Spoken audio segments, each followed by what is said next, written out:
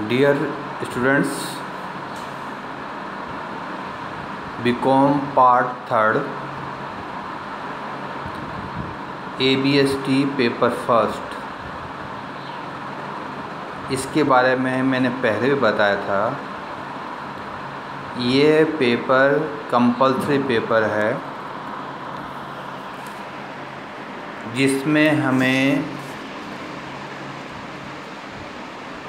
Auditing और management accountancy इन दो का अध्ययन करना है। यानी इस पेपर का नाम है ऑडिटिंग एंड मैनेजमेंट अकाउंटिंग, अंकेक्षण एवं प्रबंध लेखांकन। हम सब लोग कॉमर्स के विद्यार्थी हैं, इसलिए लेखांकन के बारे में 11वीं क्लास से बीकॉम पार्ट सेकंड तक हमने इसके बारे में अध्ययन कर रखा है।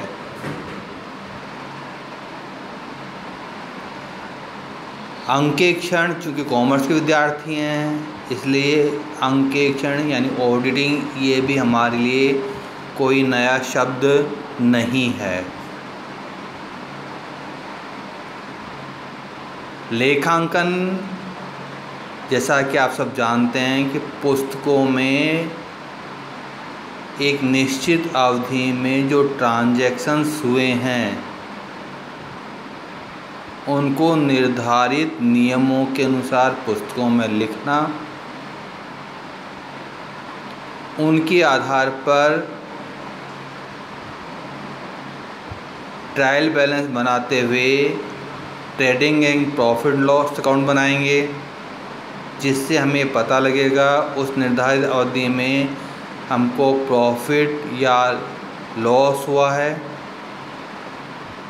और हम साथ में ही बैलेंस शीट बनाते हैं जो हमें बताती है कि हमारी एक निश्चित तिथि को आर्थिक स्थिति क्या है, यानी क्या हम अपने दायित्वों को भुगतान करने के लिए सक्षम हैं, हमारे पास संपत्ति कितनी है, हमारे पास में दायित्व कितने हैं। इन दोनों को हम बैलेंस शीट में प्रदर्शित करते हैं। बैलेंस शीट में जो दो पक्ष होते हैं, संपत्ति पक्ष और दायित्व पक्ष, या आजकल हम स्टेटमेंट फॉर्म में बैलेंस शीट को तैयार करते हैं। यानी कुल मिलाकर जितनी संपत्ति हमारे पास में उतने हमारे पास में दायित्व होंगे।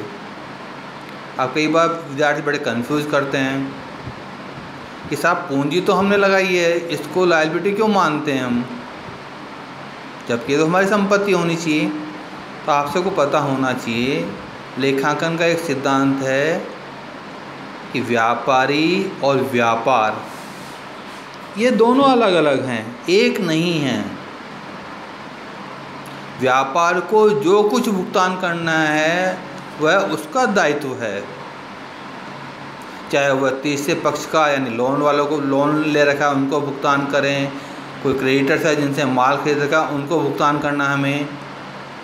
इसी तरह जिनने पूंजी लगाई है व्यापारी ने, उसको भी पूंजी का भुगतान करना है, इसलिए पूंजी भी हमारा दायित्व है। हमने जो प्रॉफिट गेन किया है, प्रॉफिट भी व्यापारी को भुगतान करना है, इसलिए प्रॉफिट भी हमारा दायित्व है। इसलिए हमारा कंसेप्ट बिल्कुल स्पष्ट होना चाहिए कि दायित्व का मतलब जो कुछ राशि व्यापार द्वारा व्यापारी को भुगतान की जानी है वह दायित्व। कोई भी राशि जो व्यापार में आनी है या जो संपत्ति के रूप में व्यापारी के पास में है वह संपत्ति है।